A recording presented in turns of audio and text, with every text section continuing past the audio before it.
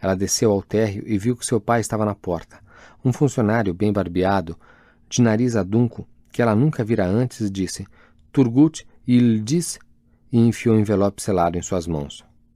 Com o rosto pálido e mãos trêmulas, Turgut Bey abriu o envelope e encontrou uma chave. Vendo que a carta que estava dentro era endereçada à sua filha, passou-a a Ipek. A título de autodefesa, mas também para garantir que tudo o que se escrevesse sobre K devia registrar todos os dados disponíveis, Ipek resolveu me mostrar a carta, no encontro que tivemos 4 anos depois. Quinta-feira, às 8 da noite. Turgut Bey, peço-lhe que com essa chave abra meu quarto para que Ipek possa sair e que entregue esta carta a ela. Assim será melhor para todos. Com as minhas desculpas, respeitosamente, K. Minha querida, não consegui dissuadir Kadif. Os soldados me trouxeram para o quartel-general para garantir minha segurança. A estrada para Erzurum já reabriu e eles querem que eu tome o primeiro trem que parte às 9h30.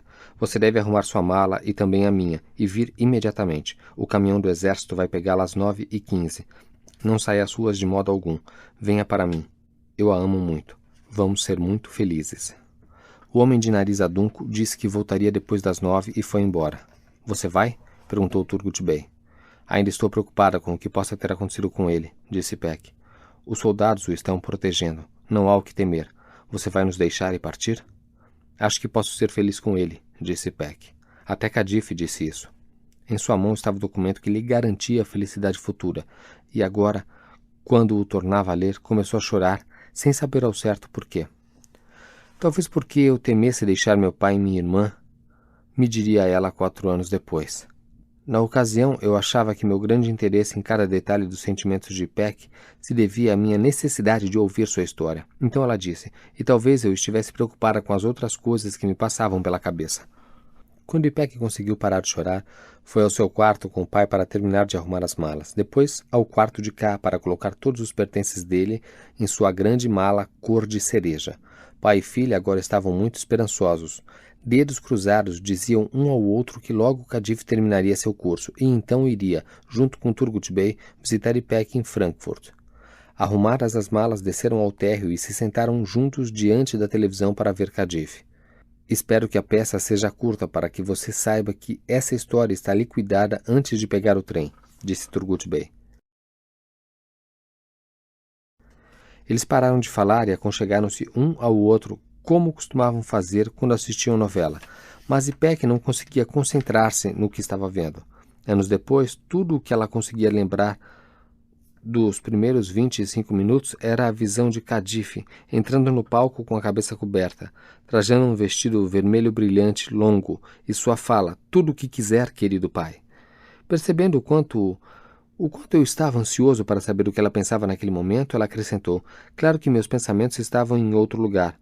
Perguntei muitas vezes onde eles poderiam estar, mas ela só permitiu dizer que eles estavam na viagem que iria fazer com o K. Mais tarde, sua mente foi avassalada por medos que ela nunca poderia reconhecer para si mesma, e muito menos enunciá-los para mim. Com as janelas de sua mente escancaradas, todas as coisas, exceto o aparelho de televisão, pareciam muito distantes. Ela se sentia como um viajante que, de volta de uma longa viagem, descobre que enquanto estava fora, sua casa sofrera mudanças misteriosas. Todas as peças estavam menores que as de sua lembrança, e todos os móveis muito mais deteriorados. Olhando à sua volta, tudo, as almofadas, a mesa e mesmo as dobras das cortinas, a surpreendia. Ante a oportunidade de ir para um lugar completamente estranho, agora ela conseguia ver seu próprio lar pelos olhos de um estrangeiro. Era assim que se sentia, disse-me ela, e, ao seu ver, o cuidadoso relato que me fez na confeitaria Vida Nova constituía uma prova irrefutável de que ainda pretendia partir para Frankfurt com K, naquela noite. Quando a campainha tocou, Ipek correu para a entrada do hotel. O caminhão do exército que deveria levá-la à estação chegara adiantado. Procurando controlar o medo, disse ao funcionário que se encontrava à porta que num instante estaria pronta. Ela correu para junto do pai, sentou-se ao seu lado e o abraçou com todas as suas forças. O caminhão já chegou? Perguntou Turgut Bey. Se suas malas estão prontas, ainda temos algum tempo. Ipek passou os minutos seguintes olhando vagamente para Sunai na tela. Sem conseguir parar quieta, correu para seu quarto e, depois de embalar as sandálias, o pequeno estojo de costura e o espelho que ficara junto à janela, sentou-se à beira da cama e se pôs a chorar. Pelo que se lembra, quando ela desceu ao térreo, já não tinha dúvidas quanto à sua decisão de partir da cidade com K. Livre das hesitações que lhe envenenavam a mente, estava novamente em paz, decidida a passar os últimos minutos em casa assistindo à televisão com o pai. Quando Kavit, o moço da recepção, lhe disse que havia uma pessoa à porta, Ipek não se preocupou nem um pouco. Turgut Bey lhe pediu que pegasse uma Coca-Cola na geladeira, e ela a trouxe com 2 copos para dividir a bebida com ele. Ipek disse que nunca iria esquecer o rosto de Fazil quando ela o viu esperando na porta da cozinha. Era claro, por sua expressão, que acontecera alguma coisa terrível, e foi então que Ipek percebeu que Fazil era um membro de sua família, alguém que lhe era muito próximo. Eles mataram Azul e Rand, disse Fazil. Ofegante, ele bebeu de um só gole metade da água que Zahid lhe trouxera num copo. Sua Azul poderia dissuadi-la. Fazil se pôs a chorar e Ipek ficou olhando para ele sem ação. Numa voz entorpecida que parecia vir do mais fundo de si, ele contou que Azul se escondera com Rand e que um grupo de soldados deram uma batida no local e os matou. Ele tinha certeza de que alguém os entregara. Caso contrário, não teriam mandado tantos soldados. E não havia possibilidade de ele, Fazil, ter sido seguido. Quando chegou lá, tudo já estava acabado, e ele presenciou junto com muitas crianças das casas vizinhas, o holofote da polícia iluminando o corpo de Azul. "Posso ficar aqui?" perguntou Fazil. "Não quero ir a nenhum outro lugar." Ipek trouxe outro copo para que ele também tomasse o refrigerante. Em seu desespero, não conseguia achar o abridor. Ela ficou procurando nas gavetas erradas e em armários em que ele não poderia estar. De repente, ela se lembrou da blusa florida que estava usando no dia em que conheceu Azul e se lembrou de que a colocara na mala. Ela fez Fazil entrar e sentar na cadeira, próxima à cozinha em que K, depois de embriagar-se na noite de quarta-feira, se sentou para escrever seu poema. Então, como um doente que sacudiu toda a dor que lhe varava o corpo, ela relaxou. Deixando o rapaz vendo o Cadife na tela e bebericando sua Coca-Cola, foi para o outro extremo da sala e serviu um segundo copo ao pai. Ela subiu para o seu quarto e ela ficou no escuro por um momento. Parou no quarto de K para pegar a mala cor de cereja, foi para a rua, andou no frio em direção ao oficial ao lado do caminhão do exército e disse-lhe que resolvera ficar na cidade. "Ainda dá para pegar o trem", disse o oficial querendo ajudar. "Mudei de ideia.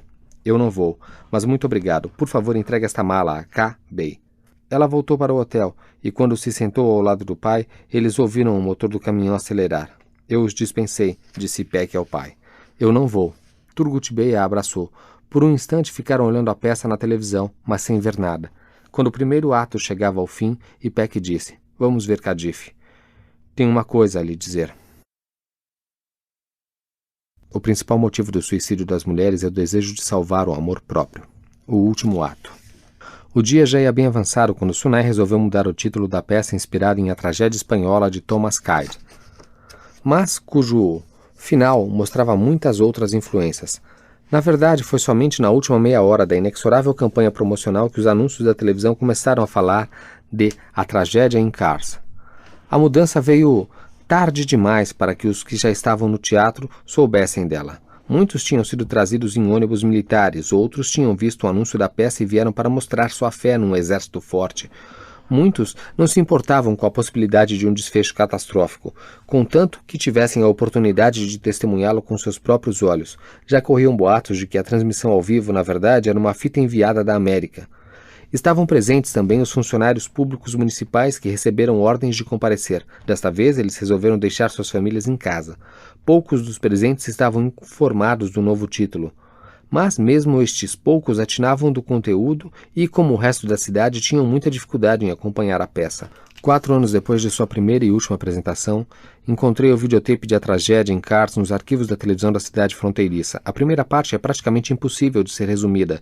Entendi que se tratava de uma disputa sangrenta numa cidade atrasada, empobrecida e ignorante. Mas quando seus habitantes começaram a se matar, eu não entendi o motivo daquilo tudo, e tampouco os assassinos e suas vítimas deram nenhuma pista que ajudasse a esclarecer a razão daquela carnificina. Apenas Sunay esbravejava contra o atraso daquelas disputas sangrentas e das pessoas que se deixavam arrastar por elas.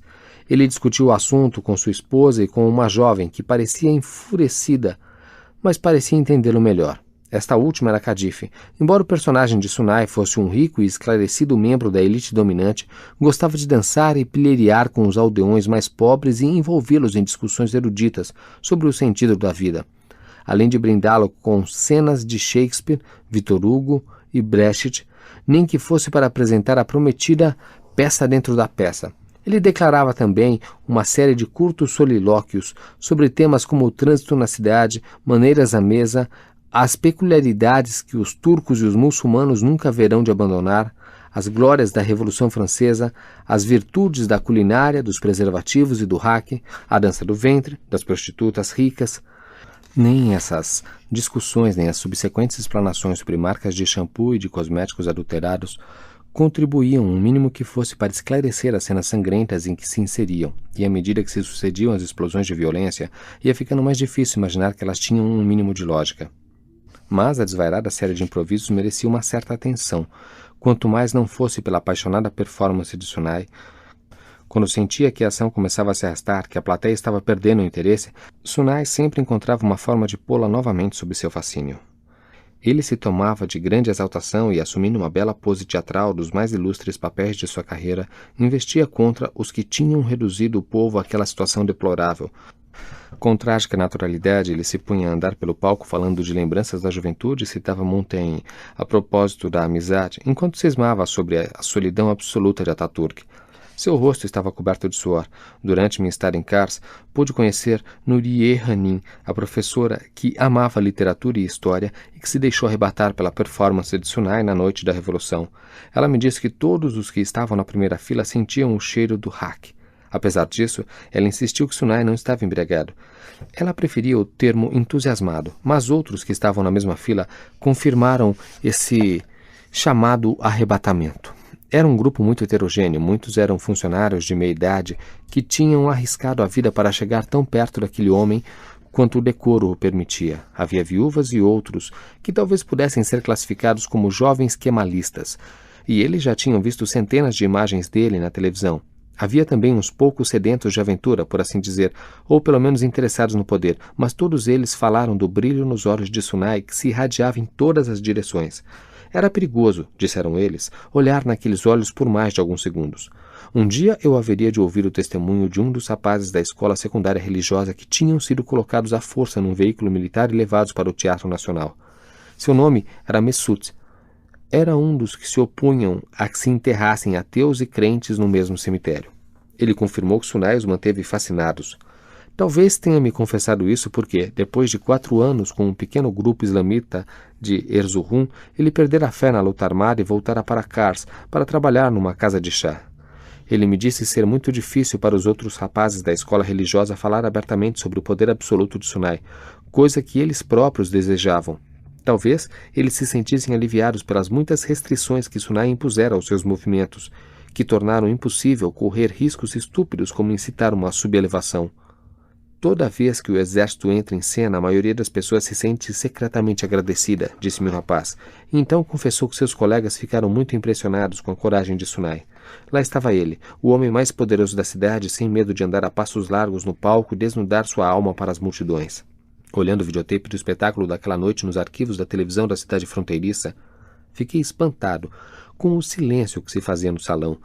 Era como se as multidões tivessem deixado para trás as lutas que as caracterizavam, as brigas entre pais e filhos, as escaramuças entre acusadores e acusados, para mergulhar num terror coletivo. E eu próprio não estava imune ao poder daquela agonizante ficção que todo cidadão de um país despótico e agressivamente nacionalista entende muito bem, a mágica sensação de unidade conjurada pela palavra nós. Na visão de Sunai, era como se não existisse um único estranho no salão. Todos estavam inextricavelmente unidos pela mesma história sem esperança. Mas Kadif ameaçava quebrar esse transe, o que talvez explique a resistência do povo de Kars em aceitar sua presença no palco. O operador de câmera que captava as imagens no palco parecia ter consciência dessa ambivalência. Nas cenas mais animadas, ele focalizava Sunai, excluindo totalmente Kadif. Assim, os telespectadores só podiam vê-la como mera coadjuvante, como uma criada de peça de boulevard. Ainda assim, todos tinham ouvido os anúncios que a televisão transmitira a partir do meio-dia, e agora estavam curiosos para ver se ela ia descobrir a cabeça.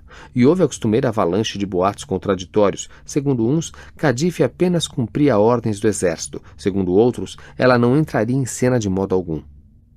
Mas, depois de meio dia de um verdadeiro bombardeio publicitário, mesmo aqueles que tinham apenas vagas notícias do caso do manto agora sabiam tudo sobre Cadife. Foi por isso que, num primeiro momento, sua entrada em cena com o manto, cujo destino ainda estava incerto, e sua presença mais que discreta, apesar do vestido longo vermelho, decepcionaram tanto. 20 minutos depois de começar a peça, um breve diálogo entre Cadife e Sunai deu uma primeira pista sobre o que estava por vir. Eles estavam sozinhos no palco e Sunai perguntou-lhe se ela se decidira, acrescentando achar imperdoável uma pessoa se suicidar só por raiva dos outros. Cadife deu a seguinte resposta: numa cidade em que os homens se matam feito animais para tornar um lugar mais feliz, quem tem o direito de impedir que eu me suicide? Então, vendo Funda Esther andando a passos largos em sua direção, ela tratou de sair depressa, deixando no ar a dúvida se aquilo fazia parte da peça ou era uma fuga improvisada de afogadilho. Depois de ter conversado com todas as pessoas que se dispuseram a isso, tentei reconstruir, minuto por minuto, a evolução dos acontecimentos, sincronizando o espetáculo com a ação fora do palco. E foi assim que cheguei à conclusão de que a última vez que Azul viu Cadife foi no momento em que ela dizia essa fala. Porque, segundo os vizinhos que testemunharam a batida no esconderijo de Azul e também os vários agentes da polícia que ainda trabalhavam em Cars à época da minha visita, Azul e Randy estavam assistindo à televisão quando a campanha tocou. Segundo o relatório oficial, Azul lançou um olhar aos soldados e aos oficiais da polícia aglomerados lá fora e correu a buscar sua arma. Ele não hesitou em abrir fogo, segundo vários vizinhos. Porém, e segundo os jovens islamitas que fariam dele uma lenda quase da noite para o dia, ele teria tentado salvar Randy gritando: "Não atirem!". A equipe de operações especiais de Zed Mirkol já tinha cercado o local e, em menos de um minuto, não apenas Azul e Randy, mas também toda a casa estavam crivados de balas. O barulho foi terrível, mas só umas poucas crianças curiosas da vizinhança prestaram alguma atenção. Não só porque os habitantes de Cars já estavam acostumados àquelas batidas noturnas, eles simplesmente não queriam desviar a atenção da transmissão do programa ao vivo, diretamente do Teatro Nacional. Todas as ruas da cidade estavam desertas, todas as janelas fechadas, e, afora uma única casa de chá com uma televisão, não havia nenhum estabelecimento comercial aberto. Sunai tinha plena consciência de que todos os olhos da cidade estavam voltados para ele, e o que o fazia se sentir não apenas seguro, mas extraordinariamente poderoso. Sabendo que sua própria presença no palco dependia da permissão de Sunai, Cadife buscava sua aprovação mais que o faria em outras circunstâncias. Ela tinha de aproveitar ao máximo as oportunidades que Sunai lhe oferecera, se quisesse ter alguma chance de concretizar seus próprios planos. Ao contrário de Peck, ela se recusou a dar sua própria versão dos acontecimentos, por isso não posso saber o que mais ela estava pensando. Nos 40 minutos seguintes, quando o público começou a entender que Cadife se via diante de duas importantes decisões, uma em relação a descobrir a cabeça, outra em relação a suicidar-se, sua admiração por ela crescia mais e mais. E à medida que sua estatura crescia, a peça transformava-se num drama mais sério que o pretendido pelo ímpeto meio didático, meio burlesco de Sunai e de Funda.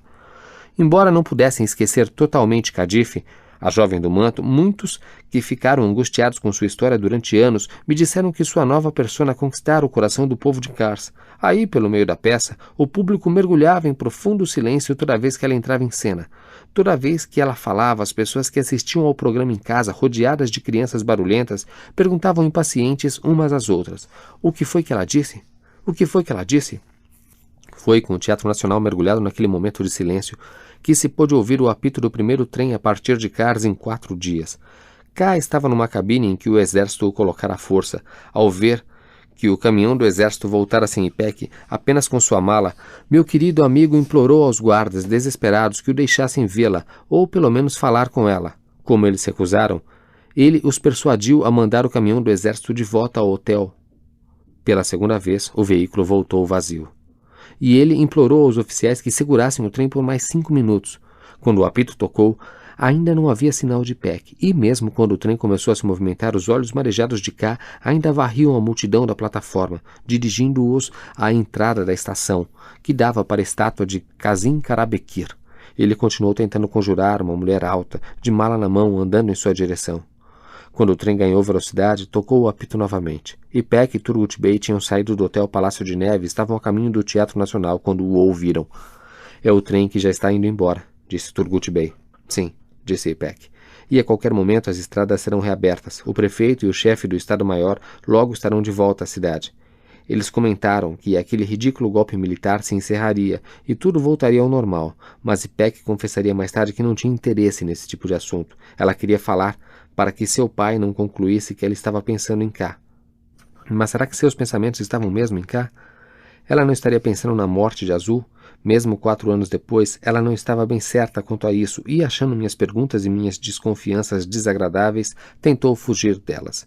Mas ela disse que muito mais forte que qualquer pesar por perder a chance de ser feliz era a sua raiva de K. Depois daquela noite, ela o sabia, não havia a menor esperança de voltar a amá-lo. Quando ela ouviu o trem de K partindo da estação, a única coisa que sentiu foi aflição, e talvez aquilo tenha vindo com um pouco de surpresa. De qualquer modo, tudo o que queria naquele momento era partilhar sua dor com Kadif. É tão triste pensar que todo mundo deixou a cidade, disse Turgut Bey. É uma cidade fantasma, disse Ipek, só para não ficar calada. Um comboio de 3 jipes do exército dobrou a esquina e passou na frente deles. Turgut Bey viu naquilo uma prova de que as estradas tinham sido reabertas. Eles ficaram olhando os veículos mergulhar na noite até seus faróis desaparecerem. Pelo que fiquei sabendo em minhas últimas investigações, embora naquela ocasião Turgut e Ipek não o soubessem, o jipe do meio levava os corpos de Azul e de Rand. Um pouco antes, os faróis do último jipe incidiram sobre a redação da Gazeta da cidade fronteiriça, o tempo bastante para que Turgut visse a edição do dia seguinte, e ela já estava fixada à janela. Ele parou para ler as manchetes. Morte no palco. O ilustre ator Sunai Zain morto a tiros durante o espetáculo de ontem. Eles leram 2 vezes e apressaram o passo em direção ao Teatro Nacional. Os mesmos carros de polícia estavam parados à porta e bem mais adiante o mesmo tanque aguardava na sombra. Quando eles foram revistados na entrada, Turgut Bey anunciou que era o pai da atriz principal. O segundo ato já começara, mas eles encontraram 2 lugares vazios na última fileira e se sentaram. O ato também tinha uma série de gags batidas que Sunai vinha repetindo havia anos, inclusive uma paródia de dança do ventre apresentada por Funda Esser. Mas a atmosfera ficara mais pesada e o silêncio mais profundo pelo efeito cumulativo da presença de Kadif no palco e das longas cenas de Sunai sozinho no palco. Você não se importa se eu insistir em saber por que você quer se matar? Disse Sunai. Essa não é uma pergunta que se possa responder, disse Kadif. O que quer dizer com isso? Se uma pessoa soubesse exatamente por que quer se suicidar e pudesse expor suas razões abertamente, não precisaria se matar, disse Kadif. Não, não é assim, de modo algum, disse Sunai. Algumas pessoas se matam por amor, outras se matam porque já não suportam os maus tratos que sofrem do marido ou porque a pobreza as penetra, como uma faca até os ossos. Você tem uma maneira muito simplista de ver a vida, disse Kadif. Uma mulher que quer se matar por amor sabe que, se esperar um pouco, seu amor acaba. Tampouco a pobreza é um motivo real para o suicídio e uma mulher não tem de se matar para fugir ao marido. Ela só precisa roubar um pouco do dinheiro dele e deixá-lo. Muito bem. Então, qual é o motivo real? O principal motivo do suicídio das mulheres é o desejo de salvar o amor próprio, pelo menos para a maioria das mulheres que se matam. Você quer dizer que elas foram humilhadas pelo amor? Você não entende nada, disse Kadif. Uma mulher não se mata porque perdeu o amor próprio. Ela se mata para mostrar seu amor próprio. Foi por isso que suas amigas se suicidaram? Não posso falar por elas. Cada um tem as suas razões. Mas toda vez que penso em me matar, não posso deixar de imaginar que elas estavam pensando da mesma forma que eu. O momento do suicídio é aquele em que se sente melhor como é solitário ser mulher e o que significa realmente ser uma mulher. Você usa esses argumentos para incitar as amigas ao suicídio? A decisão foi só delas, a opção pelo suicídio foi delas. Mas todos sabem que aqui em Kars não existe essa história de livre opção. As pessoas só querem se livrar do próximo espancamento, refugiar-se na comunidade mais próxima. Confesse, Kadif, você se encontrou às escondidas com essas mulheres e as incitou ao suicídio? Mas como isso seria possível? Disse Kadif. A única coisa que elas conseguiram com o suicídio foi uma solidão ainda maior. Muitas foram repudiadas pelas próprias famílias, que, em alguns casos, lhes recusaram até a cerimônia fúnebre. Você quer dizer, então, que pretende se matar só para provar que elas não estão sozinhas, só para mostrar que vocês todas estão juntas nessa história? De repente você ficou muda, Kadif. Mas se você se matar antes de explicar seus motivos, não corre o risco de que sua mensagem seja mal interpretada? Não vou me matar para mandar nenhuma mensagem, disse Kadif. Mas tem muita gente observando você e todos estão curiosos. O mínimo que você pode dizer é a primeira coisa que lhe vier à mente. As mulheres se matam porque esperam ganhar alguma coisa, disse Kadif. Os homens se matam por terem perdido a esperança de ganhar alguma coisa. Isso é verdade, disse Sunai, tirando sua pistola, Kirikali do bolso. Todos no salão viram seu brilho. Quando tiver certeza de que estou derrotado, você pode me fazer o favor de usar isto para atirar em mim? Não quero ir para a cadeia. Por que se preocupar com isso? Você está pretendendo se matar também, disse Sunai. Afinal de contas, se você se suicidar, vai para o inferno. Portanto, não faz sentido preocupar-se com a punição que venha a receber por qualquer outro crime, neste mundo ou no outro. Mas é exatamente por isso que as mulheres se suicidam, disse Kadif, para se furtarem a todas as formas de punição. Quando eu chegar ao momento de minha derrota, só quero que minha morte venha das mãos desta mulher, exclamou Sunai, agora estendendo os braços teatralmente e encarando o público. Ele fez uma pausa para conseguir um efeito dramático. Em seguida se pôs a contar uma história das muitas aventuras amorosas de Ataturk, abreviando o relato quando sentia o interesse do público diminuir.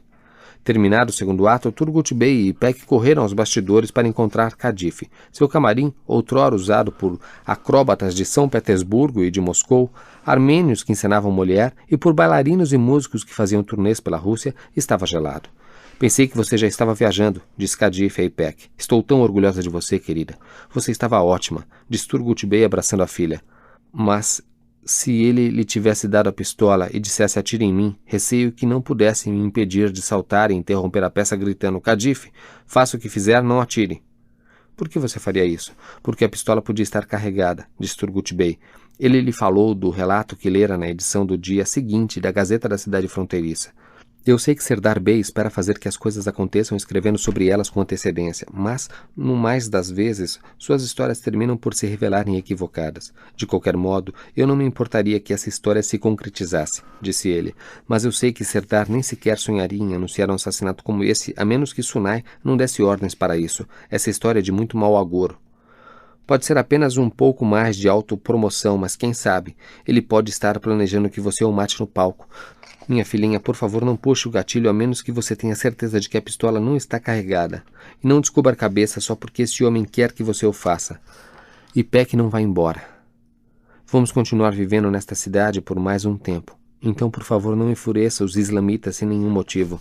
Por que Ipek resolveu ficar?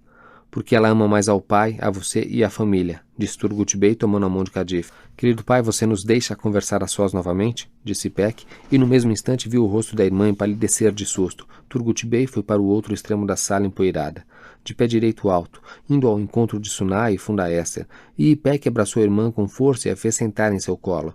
Vendo que aquele gesto aumentava ainda mais o medo da irmã, Ipek tomou-a pela mão e levou-a a um canto separado do resto da sala por uma cortina. Nesse exato momento, Funda Esser apareceu com uma bandeja com copos e uma garrafa de conhaque.